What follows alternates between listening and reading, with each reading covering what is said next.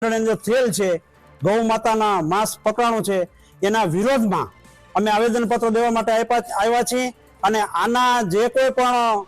છે કરનાર અપરાધીઓ એને ખૂબ જ કડકમાં કડક સજા થાય અને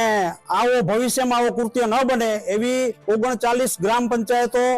પછી જિલ્લા પંચાયતના સદસ્યો તથા આગેવાનો બધાની ખૂબ જ લાગણી અને સરકારશ્રી પાસે માંગણી છે। દ્વારકા તાલુકા પંચાયતના પ્રમુખ, દ્વારકા તાલુકા પંચાયત, જિલ્લા પંચાયતના સદસ્યો તમામે તમામ અને એના પ્રતિનિધિઓ આજે આવેદનપત્ર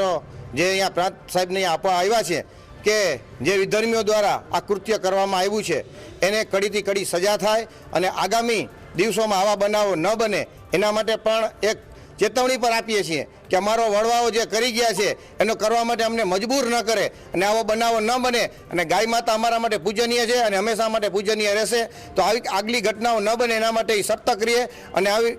કોઈ પણ વસ્તુને અમે સાખી નહીં લઈએ।